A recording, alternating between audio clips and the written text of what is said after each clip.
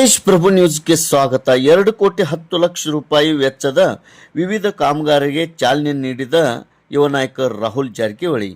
ಲೋಕೋಪಯೋಗಿ ಸಚಿವ ಸತೀಶ್ ಜಾರಕಿಹೊಳಿ ಅವರ ಅನುದಾನದಲ್ಲಿ 2,10,00,000 ವೆಚ್ಚದಲ್ಲಿ ಸಿಸಿ ರಸ್ತೆ ಹಾಗೂ ಒಳಚರಂಡಿ ನಿರ್ಮಾಣ ಕಾಮಗಾರಿಗಳಿಗೆ ರಾಜ್ಯ ಯುವ ಕಾಂಗ್ರೆಸ್ ಪ್ರಧಾನ ಕಾರ್ಯದರ್ಶಿ ರಾಹುಲ್ ಜಾರಕಿಹೊಳಿ ಭೂಮಿ ಪೂಜೆ ನೆರವೇರಿಸಿ ಚಾಲನೆ ನೀಡಿದರು. 25 ಲಕ್ಷ ವೆಚ್ಚದಲ್ಲಿ ಶಹಾಬಂದರ್ ಗ್ರಾಮದಿಂದ ಇಸ್ಲಾಂಪುರ ಗ್ರಾಮದವರೆಗೆ ಸಿಸಿ ರಸ್ತೆ ನಿರ್ಮಾಣ, ಇಸ್ಲಾಂಪುರ ಗ್ರಾಮದಲ್ಲಿ 90 ಲಕ್ಷ ಸಿಸಿ ರಸ್ತೆ, ಚಿಕ್ಕಲ್ದಿನ್ನಿ ಗ್ರಾಮದಲ್ಲಿ 50 ಲಕ್ಷ ರೂಪಾಯಿ ರಸ್ತೆ ವೆಚ್ಚದ ಕಾಮಗಾರಿಗಳಿಗೆ ರಾಹುಲ್ ಜಾರಕಿಹೊಳಿ ಅವರು ಚಾಲನೆ ನೀಡಿದರು.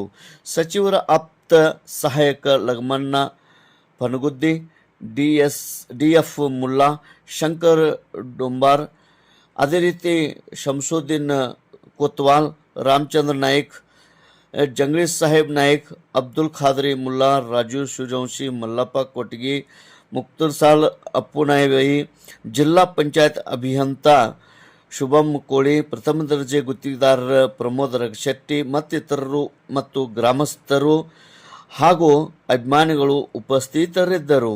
ತೇಜ್ ಪ್ರಭು ನ್ಯೂಸ್, ಶಹಾಬಂದರ್.